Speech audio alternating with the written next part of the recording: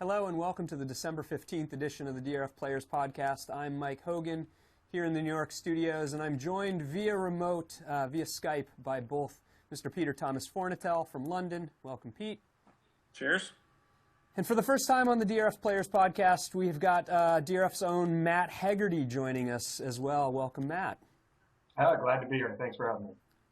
Yeah, glad to have you for sure. So, Pete, I'll let you get started. I know we haven't had Matt on before, so we got a few questions we want to throw at him before we dive into the bulk of the podcast, which is probably going to be covering a lot of what Matt does on a daily basis, which is the horse racing industry side of things. Absolutely. I think that folks know Matt from his work, but don't necessarily know him as a character. I've had the chance to hang out with him in addition to being an ace reporter for Daily Racing Form. He's also a regular at the Paddock Bar. So we've had many conversations where I've gotten to get a sense of his background. But I think people out there would love to know how he got into the industry in the first place, ending up in Brooklyn, making the transition from Brooklyn to Lexington, all these type of things, Matt. But we'll start with the most basic. How long have you been working in the industry, and how did you make your way into it? I've been working in the industry since my senior year in college. I did go to the University of Arizona Racetrack Industry Program out in Tucson. I entered that a couple of years into my college career, was hired out of it by the Thoroughbred Times, which is now defunct. Spent 2.5 years at Thoroughbred Times, and then was hired by the Daily Racing Form. So I've been with the Daily Racing Form since 1997, which actually makes me one of the longest tenured guys at the Forum. I've survived a few changes in ownership and a few changes in management, which is nice. And currently, I've been in Lexington since 2004, late 2004. I was in New York for about 6 years before that, and was in Phoenix with the DRF when the DRF had its headquarters out in Phoenix for about 1.5 years, which coincidentally was also my hometown. I grew up in Phoenix. So, of those different locations, and maybe Phoenix has the home field advantage here, quite literally. But of those three places you've lived and worked for DRF, what's your favorite and why? Lexington is definitely my favorite. I asked to be transferred here. I had lived here before with the Thoroughbred Times, and also I had a brief internship with the Blood Horse between my junior and senior year. So I had been in Lexington for a brief period there. I did absolutely love New York. The first couple of years I was there, I was in my middle 20s, and that's a wheelhouse age for hitting Manhattan every night. But after a while, you grow up and you want to own a little piece of your own property, and you're kind of done with the 24 hours of noise. So, bit of a grind. For here in Lexington, and do love it. So. Now, you're obviously not just somebody who works in the industry; you're a big racing fan as well. How did your fandom come about? Was it later on because of being in the industry, or were you a racing fan from all the way back? And how did you become a fan? To be honest, I was more of a fan of gambling. I did grow up across the street from a Arabian stables. Very bizarrely, it has not been there in Phoenix for years and years. But as a child, there were stables right across the street, which I used to, as a kid, jump over the fence and kind of feed the horses. And so I did have an appreciation for the animal. My father used to take me to the track all the time. And then through my high school years, we did have a really nice greyhound park out in Phoenix called Phoenix Greyhound Park. Obviously, when you're going to school, you can't go to the thoroughbred races too much, but you can certainly make it to the greyhound track. Running at night. yeah. And so my dad had taught me how to, read past performances and bet on horses. And even when I was 15 or 16 years old, I was going to the racetrack, the greyhound track, and then the horse track on the weekends. And it wasn't actually until I had gotten into the racetrack industry program where I realized that this was actually a national industry. I did watch the Kentucky Derby every year, but bizarrely, I was just kind of a gambler. And I did become a big racing fan as I got to know that the industry was much larger than I thought it was. That's great. That's a great answer. Now, you obviously write you write great stuff. You do an amazing job covering the business side of racing.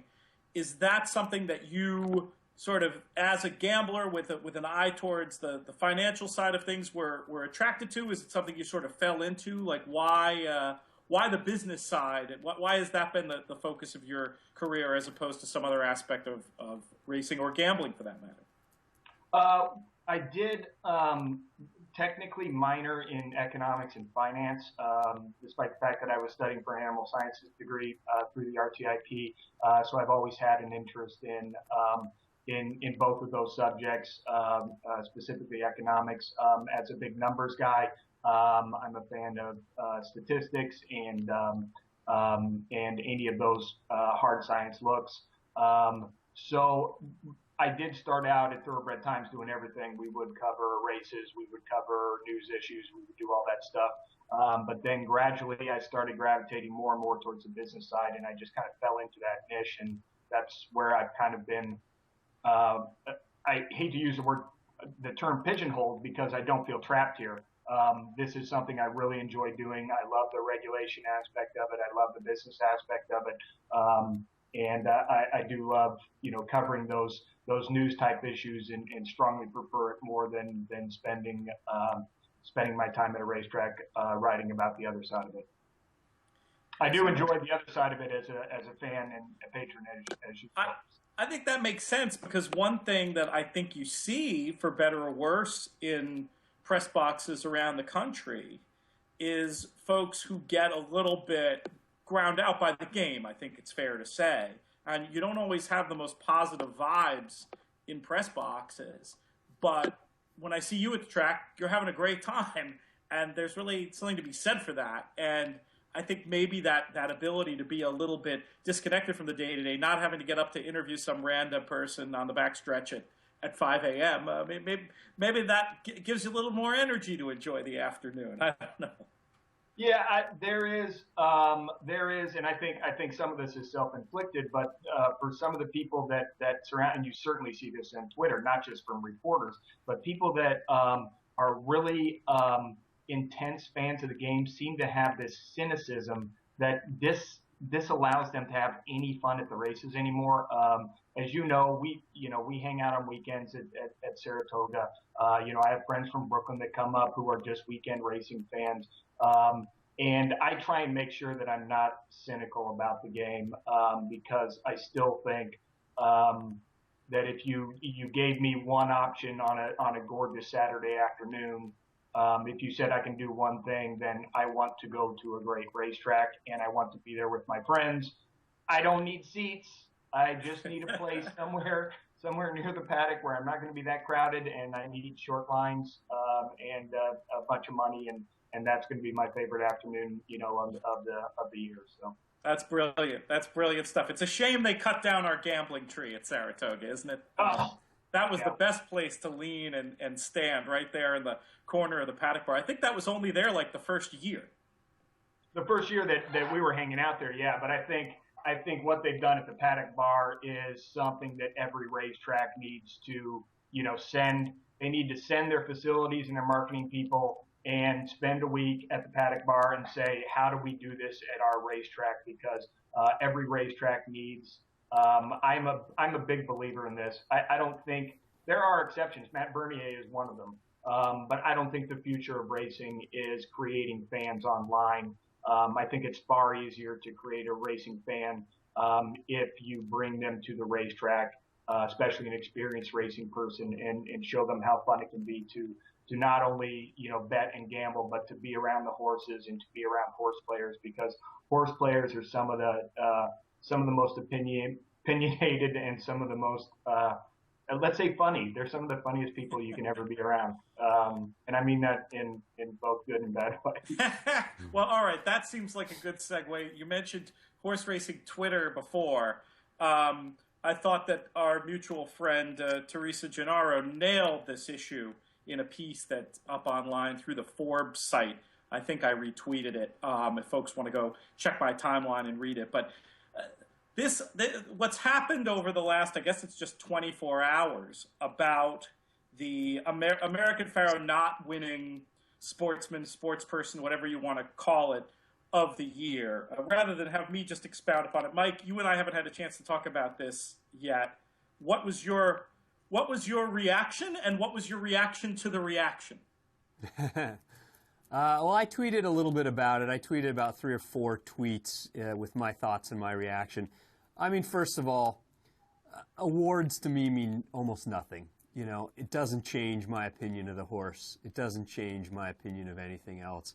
And this online poll, look, I never expected it to even have any effect on the Sports Illustrated vote. I mean, the poll ended 2 days ago. They announced the winner yesterday with a full photo shoot of Serena on the cover. So there's no way that they were ever going to consider this poll as part of their decision-making process in who wins it. It was strictly a way for the fans to voice their opinion, and they did so. But at the same time, you can vote 50 times, you can vote 100 times if you want, you know. And so the fact that there was an online poll where he won and then the actual voting where he didn't, to me, they're completely two separate things. So I think the people that are upset about that, you know, whatever, they're entitled to their opinion, but I never expected that one was going to have any effect over the other. The other thing I'll note, and the other thing I said on Twitter, was I don't expect Sports Illustrated to say very much about horse racing or to honor horse racing's top performer. I mean, they have one writer, Tim Layden, who does a fine job, but horse racing is maybe a third at most of what it is he does for Sports Illustrated. So they don't have a dedicated single horse racing writer. It's just not their focus. There's probably many people, I don't know who all votes, but there are probably many people in the voting process for sportsman, sports person, sports whatever of the year at Sports Illustrated that don't even necessarily consider horse racing a sport. So right then, from that standpoint, my expectation of whether or not he was going to win was pretty low to begin with, and so I wasn't surprised. And look, it doesn't change what I think of American Pharoah or horse racing or any of it. You know, I couldn't tell you who won Sportsman of the Year 2 years ago, 20 years ago, 30 years ago. So it's sort of a non-factor for me. Not something that keeps you up at night. Matt, what was your take on the whole thing? You know, other than a humorous tweet about the reaction in which I wanted to know people's opinions of the Electoral College, didn't have, you know, I don't follow a whole lot of people on Twitter, but I did get a lot of retweets in which, you know, people were, I wouldn't say like necessarily rude or obscene or anything like that. I did see Teresa's piece.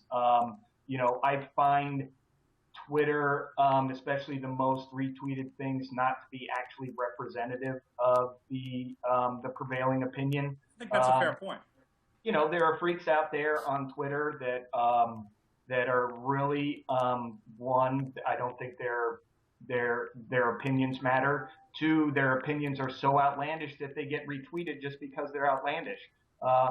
So, you know, Sports Illustrated, I know when they started this poll, the Sports Illustrated announced that they were not going to consider the voting. I don't know if they had IP limits on it.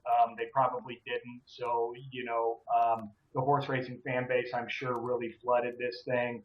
I was shocked, actually. I hadn't been following it until, you know, when they announced it yesterday that American Pharoah somehow got almost half of all the votes. The next one was the Kansas City Royals, which were around a quarter of the votes. So basically you had two that just completely dominated it. And then the rest, I don't know how many were nominated, but I think I saw this morning that Serena got 1% or something like that.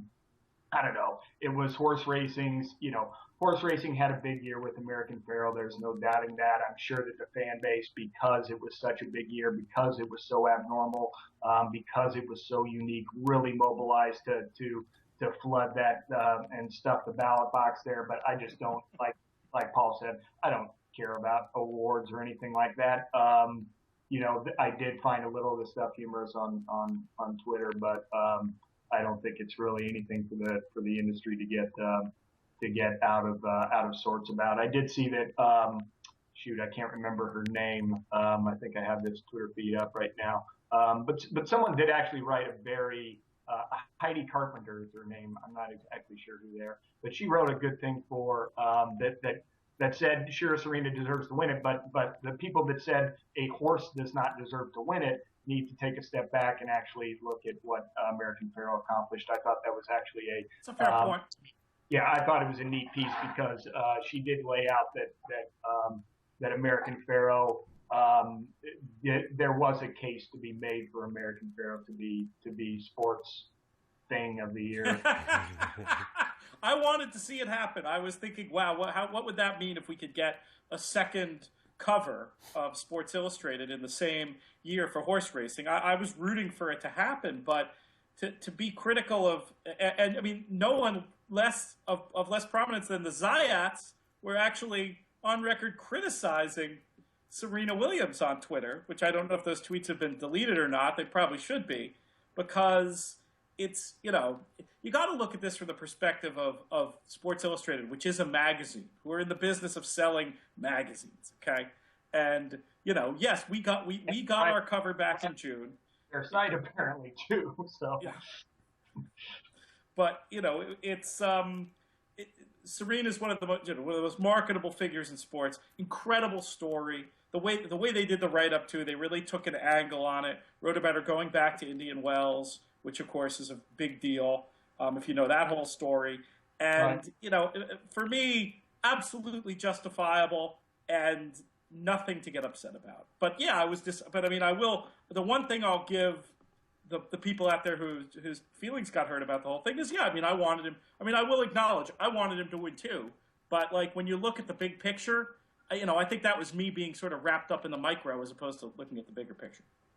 Right. You can't argue against. I'm a tennis fan. She had a phenomenal year, and especially considering her age. That's an age when tennis players start falling apart, and she just had an absolutely phenomenal year. So. Yeah, one of the greatest of all time. It's a little bit of a lifetime achievement award too. Yeah. It'll be interesting to see if she can keep it together and win the most slam singles next year, in addition to all her other accolades. Just a great story for a player who's pretty much the greatest of all time. I think undeniably in her sport. Yeah. I will not disagree. And one of the things, again, going back to the awards, one of the things I tweeted out was. Citizen Kane, Star Wars, Apocalypse Now, Network, they all lost the Best Picture Academy Award. Does that make you think any less of them? Does that make... those awards, they don't, for me, they don't change my opinion. So right, I can see why... Somebody tweeted out that Secretariat lost to Jackie Fisher in the 1973 poll. So that's a Formula One guy, isn't it? I didn't actually Jackie Stewart? Jackie Stewart. Yeah. Jackie Fisher is somebody else. Tarantino character maybe. So he lost to a Formula One guy. So right. I don't know. Stewart did win the Grand Prix that year.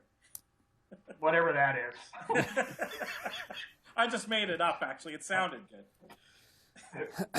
All right. Well, real quick before we move into the bulk of the conversation, I did want to touch on some other news that came out yesterday. Sad news, and we had sad news last week with Shared Beliefs, untimely passing. But yesterday it was announced that Scat Daddy, sire, one of the top sires, 11 years old, died suddenly of a cardiac event. Boy, it's a big loss because he was a very good sire, and he had seemingly a lot of years ahead as a stallion, and so really a shame when a horse like that is taken from us. Yeah, Pete, do you want to jump in there first on that one? Yeah, sure.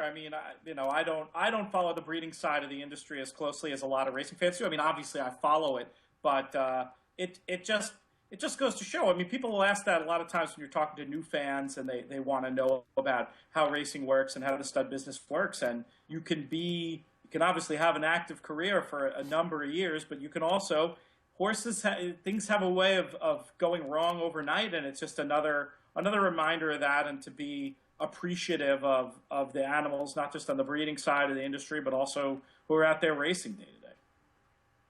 Yeah, I mean it's sometimes you get into almost a numbers thing, in which of the full crop, each year about half of them do enter the breeding industry. There are a lot of names out there. There are a lot of horses, and horses are fragile creatures with minds of their own. And in this case, this wasn't even an accident. It appeared to be a cardiac arrest, from what I read. That these events are going to happen, and they'll stand out almost because of the sheer numbers. If you take the NBA, there have probably been less players that have ever played in the NBA than two full crops of the racing industry. So there's a lot of capability for things to go wrong with horses, and unfortunately, their service into the industry is so long that a lot of times, just based on the numbers, you have a lot of bad news in the industry because so many of them are in service for so long. Yeah, I agree. I mean, and Pete mentioned, you mentioned it too, Matt, horses are just fragile. I mean, regardless of where they are on the track and the paddock and, at a stud farm, at a breeding facility, even just turned out in somebody's backyard, things can happen, either accidents or just, they're just very fragile creatures. And it's amazing that we even get ones that live as long as they do with all these things that you hear about happening. And my brief tenure as a horse racing owner, I lost 3 of the 4 or 5 horses that I owned from either paddock accidents or colic or laminitis or it's just crazy. It's crazy. Yeah. Anyway. On to the bulk of the podcast today. Of course, with Matt here, we wanted to talk a lot about the industry side. And Matt, last week you spent, what was it, 3 days in Arizona, back in your old stomping grounds for the Arizona Symposium on horse racing? Yeah, the conference itself lasted 2 days this year. They cut it down from 3 days, but those 3 days were kind of 1 full day and then 2 half days. This year they did 2 full days, which can make for a couple of long days being stuck in a conference room writing and tweeting, or conference rooms. But yeah, 2 days back there this year, and kind of a new format for the symposium, where they really tried to make this as interactive as possible with the attendees that were there. So it did have kind of an unusual feel to it this year. Yeah, well, why don't you start a little bit by describing what you see as the state of the industry vis-a-vis what you heard last week at the symposium, and where we are and where the industry is potentially going, and maybe some of the issues that you see facing horse racing in general. Yeah, am I supposed to start this like the president? The state of the industry. It's right now, I would say it's no better or no worse, maybe slightly better than at the beginning of the year. I think the biggest issue or the biggest trend we've seen all year is finally a really significant decline in the number of races being offered by U.S. racetracks. That decline in U.S. races has not been met with the decline in handle. So what you're actually seeing is that handle per race is up almost 10%. That's a big number for racetracks. Racetrack expenses are tightly tied to the number of races that they put on. So in that sense, you have to say, well, okay, races are finally keeping pace with the number of horses that are out there for racetracks to be available to race, and yet handle is not dropping off. Now, would you want to see some organic growth there, especially considering the reach that American Pharoah had into the mainstream U.S. sporting and entertainment audience? Yeah, but at the same time, like I said, there are less opportunities out there for people to wager on, and the wagering is not going down. So I think that does put racing in a little better place than it was last year. Whether or not there's any staying power to the American Pharoah phenomenon, I certainly don't have any good opinion on that. The issues for the racing industry remain the same. One, the sport is way too expensive compared to its competition. And with that specifically, I'm talking about takeouts. If you are looking at competition from the casino side, from the fantasy side, You are not looking at average 20% rakes and that's at the best racetracks as compared to those other games. Just like you don't see that in the Poker Explosion. Two, the footprint of the game is getting smaller. Now that's being balanced out by the fact that racing remains the only legal internet gambling option out there, at least in most states. But as we were talking about before, I think that the best opportunity for the industry to create new bettors is to take them to nice racetracks. I'm not saying take them to a bad racetrack. That is the best way to make someone hate racing. Take them to nice racetracks. The industry does have about a dozen really great facilities that know how to handle customers, that are doing their best to provide a good, safe spot for horse racing and for people to be. So I do have a problem with that footprint when you have racetracks go out of business that were good places to create new fans. I think that's a problem as well. Let's talk for a second more about the American Pharoah effect that you mentioned. I don't have any expert opinion on this, just my sort of as a fan and somebody who loves racing and thinks about this stuff. My opinion is that any such phenomenon would really need to take years and years to hold. That I feel like you have a horse like that and you're potentially inspiring fans that could be, many years away from having any appreciable effect on handle. And I feel like people out there who say, oh, the effect was negligible or the effect doesn't exist, might be missing the forest for the trees. Am I being naive, Matt, or what do you think about that? Yeah, I agree with you that this game is so complex, and let me make this point too, that something we hear about every year at the symposium is how to make the game simpler. The millenniums, they want to just do stuff on their phone. The best part about racing is how rich it is how intellectually stimulating it is. The idea that you should run from this is just complete bunk. And it shows up in the handle, and you're right. It's not an overnight thing. You don't create a $50,000 a year guy off taking him to a Tuesday card at Thistledown. You have to let that person keep learning. You have to let that person. You have to give that person time, and I think that's where the high takeouts grind people down. That's why you have to make the game cheaper, because it's so expensive to create that person. And I think the best way to look at this revenue-wise is to look at the gaming industry, and I mean the actual gaming industry, people that play games. We'll get to that in a minute.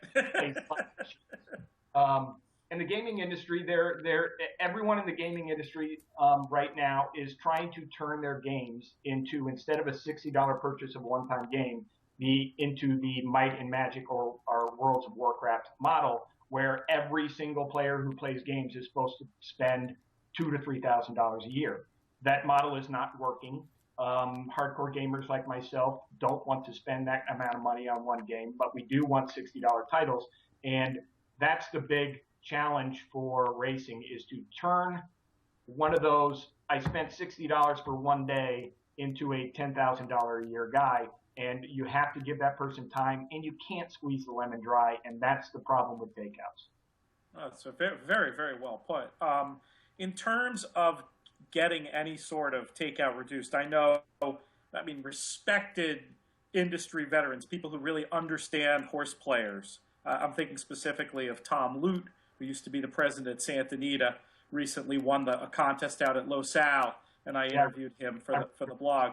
And he said, in his position as a racetrack executive, he said I don't want to say he's given up because I'd be putting words in his mouth, but the sense I got was that it's such a complicated political quagmire that he'd almost given up and tried to find other avenues of rewarding players.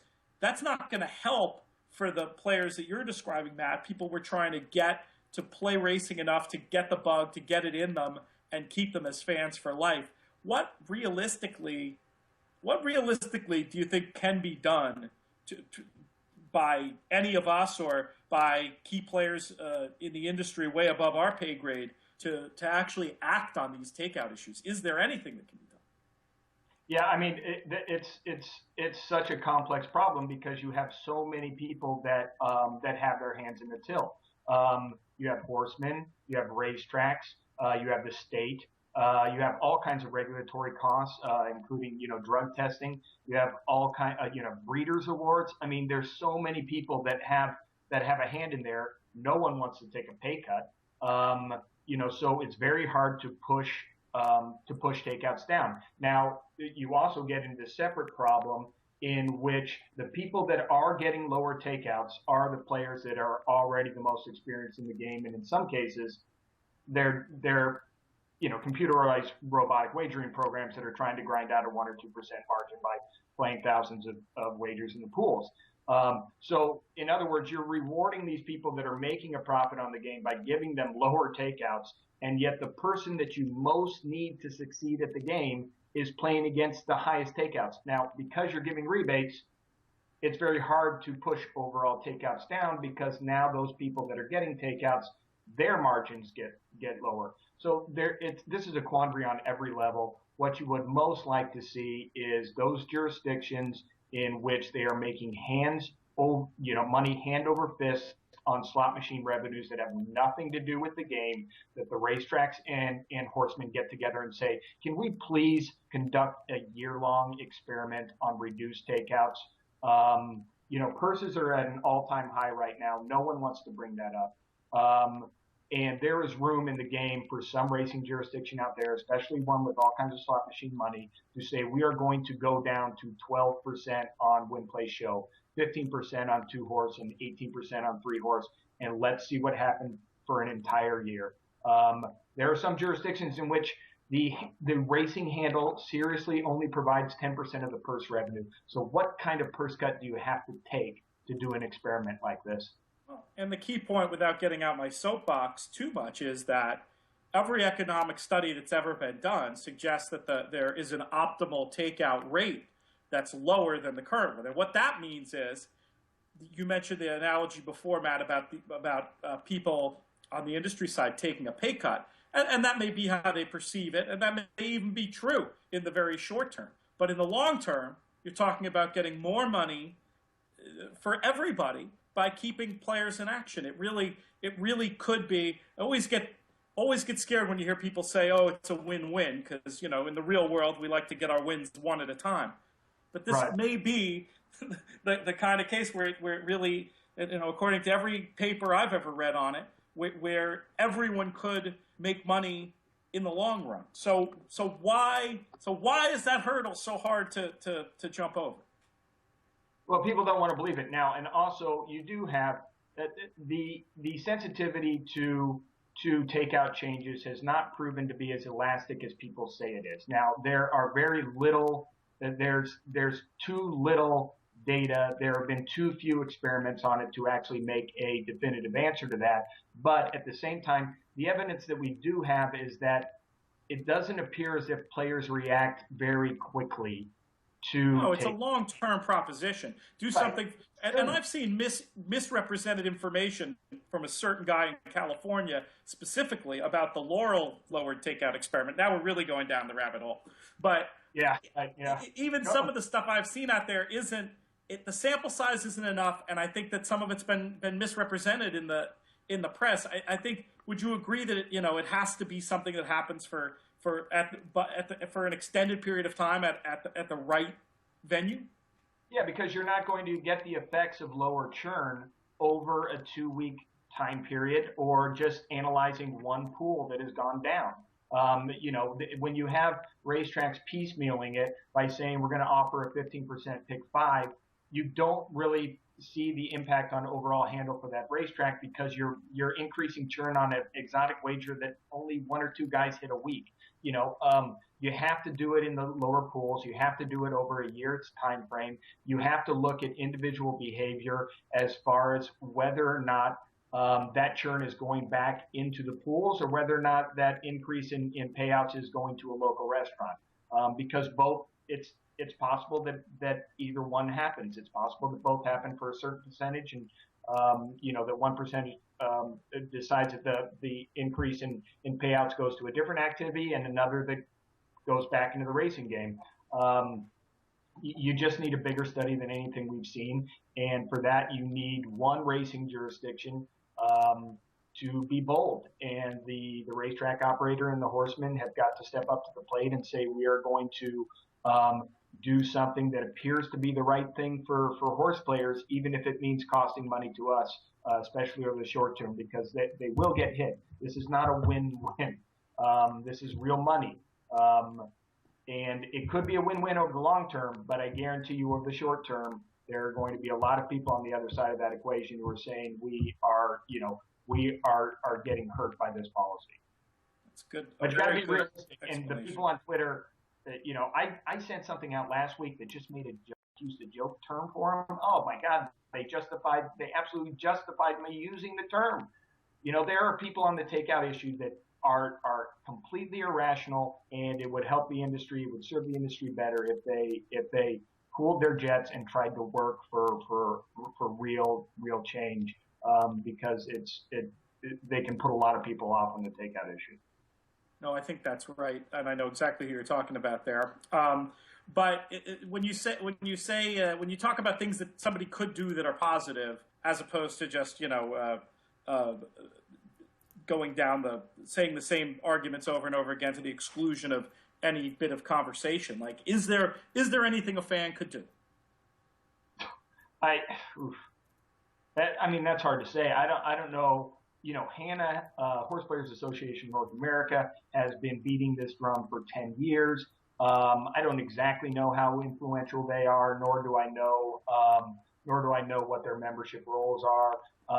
They have called for boycotts in the past. We did see, a reduction in the Churchill Downs handle when they raised their takeout, but also at the same time, fields were falling. The industry itself handle was contracting. It was so hard to divorce, that boycott from the larger issues that were going on. So I don't know what effect an action either by an individual or by a group will have on a racing industry, especially considering if handle has contracted 25% in the last decade and no one has made a large movement to correct this based on that. I mean, the industry just seems like it's got its feet set in stone, and either they're waiting for someone to throw them in the river, or they need to start doing something to break out of those cement shoes. So that's a good next area for conversation. Mike, you had a couple of things I think you mentioned you wanted to ask Matt about potential areas for growth in the sport, right? Well, yeah. I mean, I've been pretty quiet listening to a lot of the discussion, and I think, obviously, I'm no expert on the topic. Certainly not as knowledgeable as you, Matt, or even you, Pete.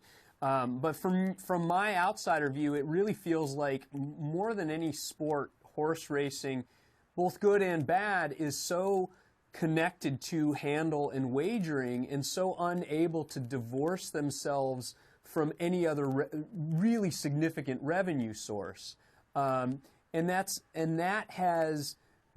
reliance upon the handle is probably, in a nutshell, why everyone is so resistant to doing any sort of activity that would potentially reduce takeout and lead to more wagering, because they see it as coming out of their mouths and not being replaced by marketing dollars and advertising dollars, or even dollars coming from other areas, like you mentioned in a casino, Matt. And I don't know what the answer is, but to me that seems like kind of the crux of the issue is they've been so long reliant on this money stream with no other ideas or avenues to get a stream to replace what they see as a potential. I don't think it can be replaced. I mean, I think it has to be about, and tell me if I'm wrong, Matt, but there is no other revenue stream other than people wagering in one form or another. Now, whether that's through traditional tote wagering or another avenue.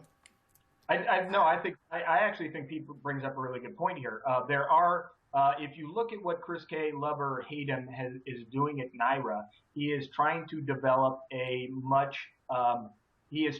revenue streams that are away from handle. Now, obviously, they have a luxury there. They do have slot machine revenues. They do have the highest handles in the game. But at Saratoga, especially, and then also at Belmont, which still boggles my mind that they don't get higher crowds there. That he is trying to develop a revenue stream that can augment the racing experience. Now, what does that entail? What does that entail, and has it been successful? Yeah, I mean, in Keeneland's food and bev is incredible. They make a ton of money off that. Now, they don't have to worry because they also use their sales proceeds to subsidize purses, and they have a great purse structure there. And as well, they also have the lowest takeouts in the game. You know, you can make a case that Keeneland, does just about everything right, especially considering their grounds and especially their attractiveness to the next generation of racing fans. So I think he actually does bring a point. Those racetracks that have the really nice facilities that are able to draw crowds, the Saratogas, the Gulfstreams, the Keenelands, the Santa Anitas, you would hope, the Del Mars, and even as a guy that grew up at a small racetrack, Turf Paradise. There are ways to get people in the door and ways to get them to spend money, and there's nothing wrong with some of the efforts that are out there to make a racetrack more like any other sporting event you go to. You see a lot of people complaining, what's the focus on food trucks? What's the focus? Focus is to make racing seem like an actual sport.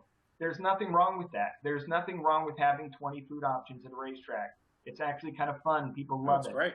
There's nothing wrong with having 10 different beers. You know what was weird? Okay, so I've been living in Lexington for 12 years or whatever. I had my friends, and Pete knows them. My friends from Brooklyn came in, as they often do, to go to Keeneland this year. And a friends of mine here in Lexington who are not racing fans that were doing tailgate on Saturday. Very first time I went to the tailgate area of Keeneland, which is nowhere near the racetrack. It's like a mile away. It's on a hill on the grounds.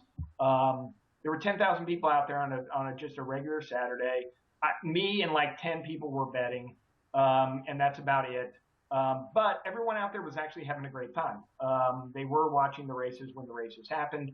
I don't think there's anything wrong with that. I don't think there's anything wrong with getting people to a racing facility and acting like you are a major league sport. So I think, Paul, you do bring up a pretty good point on there. Wait a second. Did you just call Mike Hogan Paul, like Paul Hogan, the Australian guy? Is that what I'm hearing? Well, he's not, that's my problem. He doesn't even have the right accent. May as well be Hulk Hogan. I don't know. Yeah, well, I've been called worse, so I've been called worse by better too. Yeah. So anyway, that's the racetracks that act like they are major league sporting arenas are the ones that are doing the best right now. So maybe the racing industry needs to look at that. Well, and I'm also, I bring it up thinking about some of the smaller tracks too that are connected to casinos, and I don't have the numbers in front of me, and I won't mention the details, but I know recently Marcus Hirsch got a little bit of flack for posting the Ontrack handle of a certain track that's connected to a casino. And the point being that there's presumably a lot of people at the casino already there wagering in the actual inside of the casino that don't step out onto the racetrack or look at the races or bet on the races, partly because, as you mentioned, Matt, they're sitting there at the blackjack tables or the roulette tables or wherever, and the cost of playing one bet versus another leads them to never even want to step out onto the racetrack. And I'd go a step further and say they're the people who are, if you're the person running the casino and the racetrack, you don't want them near the racetrack. You want them want them in the casino. They don't. It seems to me, and Matt, tell me if I'm wrong about this, but that no casino setup. The racetrack is their excuse to be there, and that's it. There's no cross promotion of anything appreciable that I've seen. Yeah, and I'm not sure if that cross promotion works either. I mean, a slot machine player is not a horse player. A horse player is not a slot machine player. I mean, the ones that are the ones that were horse players that became slot machine players were just people that went to the racetrack because that was the only place to gamble. I remember doing an article on a harness track, and I won't say the harness track, but they had gotten a casino, built up this enormous, facility right next to their racetrack. Carpets were absolutely beautiful, chandeliers. They were pumping aromas in. They had, people that wore uniforms that absolutely identified them as casino employees. They had everything that a business should do. And then they, like tucked away in the corner, they had the entrance. There was like a sliding door to get into the racetrack. That's all you had to do was go through this one door. And you went into a place where there were flies, the carpet was knotted up. It was like, oh yeah, expect those people to walk over to, you're asking them to go from luxury to a dump. You had $110 million to build a casino. And yet you couldn't say to your lender or to the people that were backing the casino project, give us $2 million to make this at least presentable. So you cannot blame these people. The profit per square foot for a casino is astronomical compared to the profit per square foot of a racetrack when you include the stables, when you include, the actual grounds. It's just not a very good business proposition. It especially was not a very good business proposition during the real estate boom. Thankfully that, there were some artificial numbers, when a lot of racetracks were closing. Hollywood Park was the best example, where they had committed to this idea. Would Hollywood Park have closed if the real estate boom had not occurred in those 2000s? It's hard to say. But at that time, it was very hard for owners of racetracks to look at their businesses as being anything that the modern world would require, anything that a proper financier would get into the business of. Two areas we need to talk about, or we wouldn't be doing our job. And maybe, what's that, Matt? I'm guessing the L is coming up here, right? Well, there is an L. There is an L. There is a lawsuit. Well, I think Matt meant a different L. There's also, well, where do you want to start? The lawsuit is far more interesting, is it not? Well, as the contest guy, as the DRF tournament editor, I've actually written about this a little bit. You broke the story when it went down. What are you hearing about this this Stronach Group lawsuit against the prominent contest site? Well, if you follow me on Twitter or read the stuff that I filed out of the symposium, you'd know that there was actually a panel on fantasy sports and the legal issues that surround it. Now, Mark Midland, who is the founder of Derby Wars, was actually in the audience of that panel. They did not mention the lawsuit once, just for the short description. The Stronach Group, obviously the owner of a lot of racetrack companies, including racetracks, filed a lawsuit 2 weeks ago against Derby Wars, which conducts a fantasy sports contest online. And that lawsuit alleged that they were in violation of not only interstate prohibition of gambling law, but if they weren't in violation of that, then they were certainly in violation of the Interstate Horse Racing Act by using horse racing signals to generate revenue without paying the industry. So this, as Pete knows, and Pete's probably better than me on some of these legal issues, it's generated a lot of concern out there that horse racing contests and handicapping contests especially might be considered illegal if the Stronach Group were to prevail in this. Now, at the same time, let's not go overboard here. I think the Stronach Group was basically covering its bases, saying that we're filing this lawsuit because if this business gets any bigger, if it gets anywhere close to the fantasy sites that offer football fantasy contests, then we want to cut. I think there was probably more of a business reason to filing this than a legal reason, considering how small the market is. Yeah, that makes a lot of sense, and I don't want to say that that's my understanding, but I do believe that there's hopefully some middle ground to be found out through dialogue, and that the industry can come up with a solution to this that doesn't involve getting the government involved in a way that could have really seriously long-term deleterious effects on not only talk about a great revenue stream for horse racing potentially, but could also cost me my job. But that's beside the point.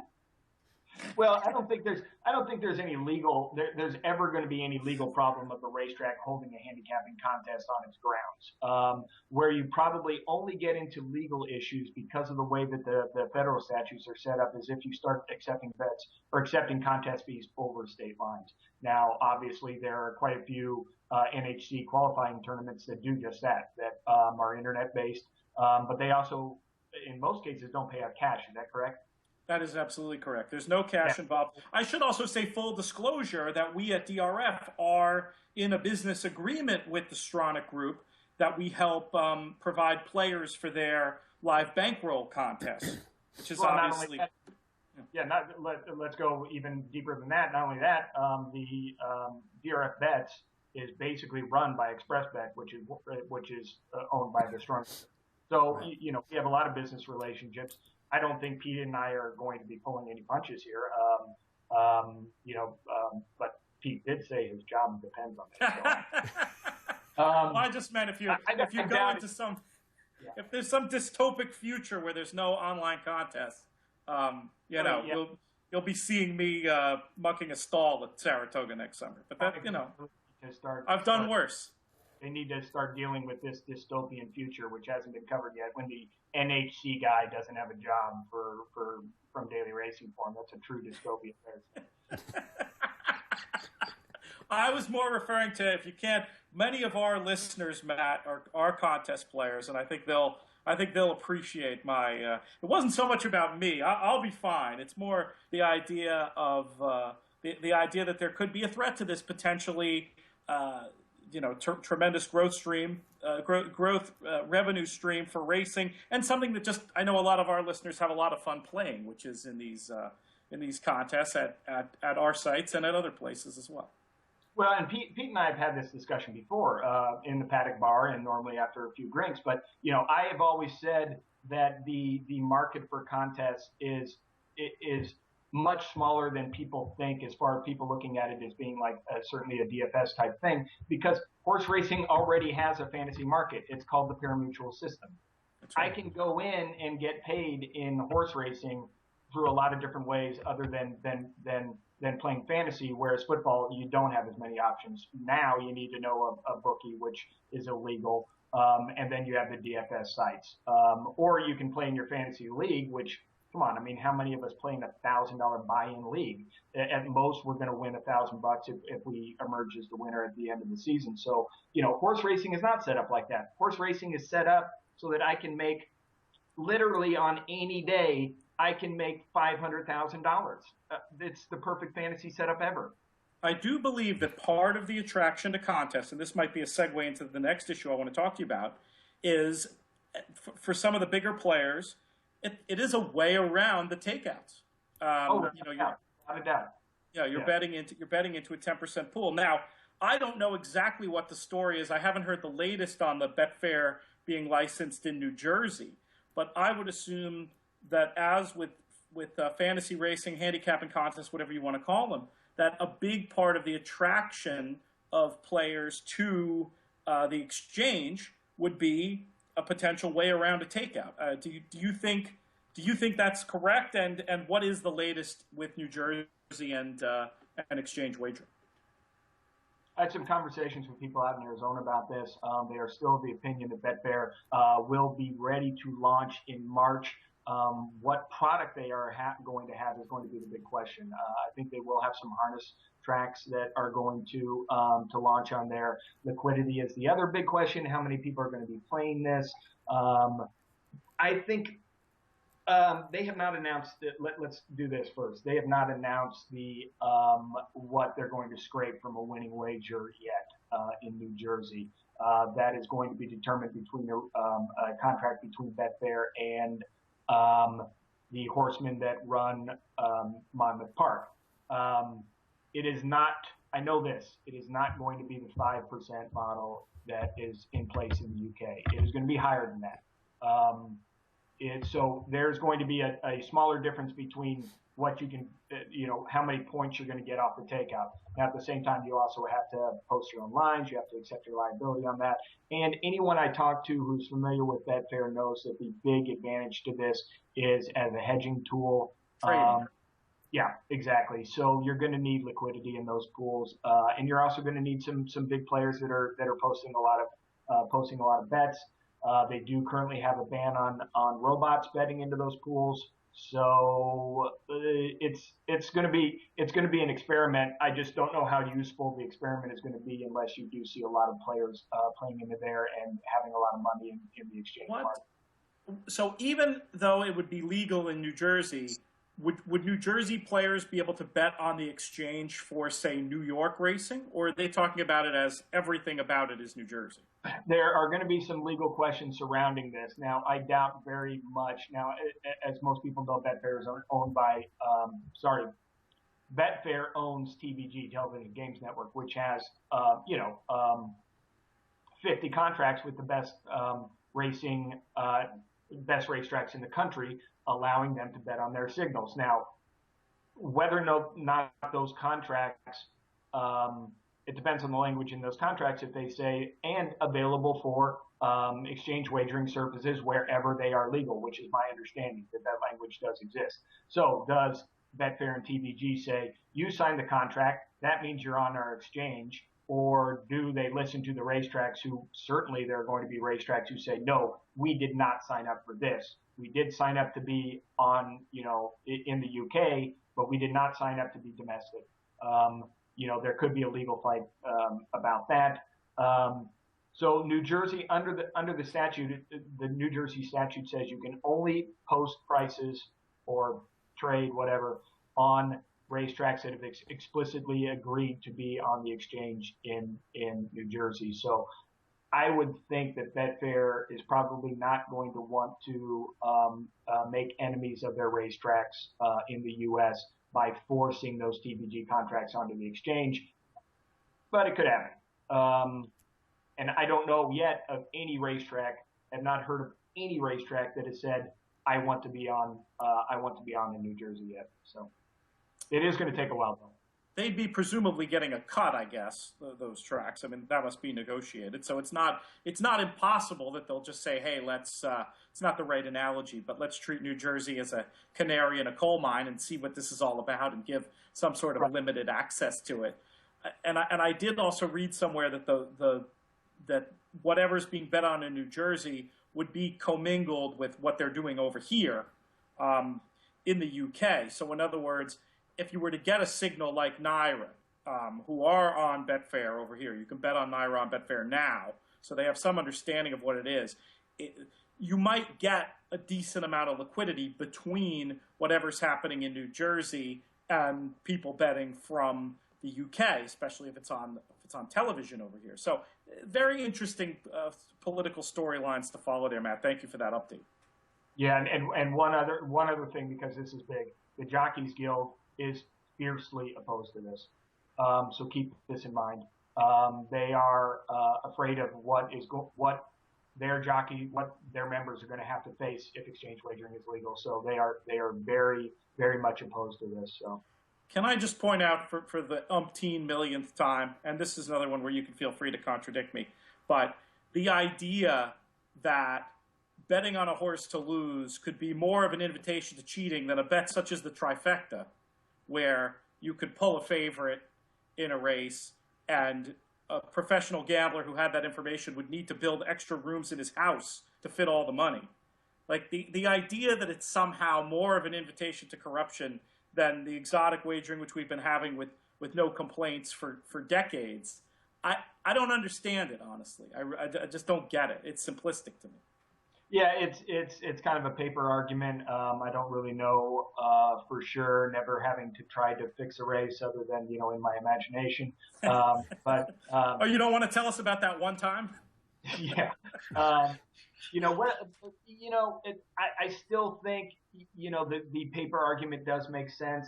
You can't, the trifecta, you have to cover so many different combinations. So your outlay is bigger. Plus you have to get the horse to finish, fourth or worse instead of, second. It's hard for me to say whether or not, but I do think, and you've been over in London now for, I guess, like 4 months or something like that. But just listening to the cacophony of criticism of jockeys' rides over here, in which there isn't a betting exchange, I do wonder about the impact on the perception of the integrity of the game, which is a big problem over here. And you may have hit the key word there with perception. Right. Yeah. Mike, we got like 5 more minutes left. What else you got? What else you got to ask Matt about while we have him? Two other things I'd be remiss from at least giving you a couple minutes to comment on. One you already mentioned a little bit, which was the computerized bots and betting into the pools. Do you want to give a couple of thoughts on that? I know some players think that this is a bad thing. Some don't see it as a problem at all. And do you see that this continuing to be a legal something that can be done legally within the current parimutuel pool, or do you think that this is something that is going to become illegal in the future? I don't think it's ever going to become illegal.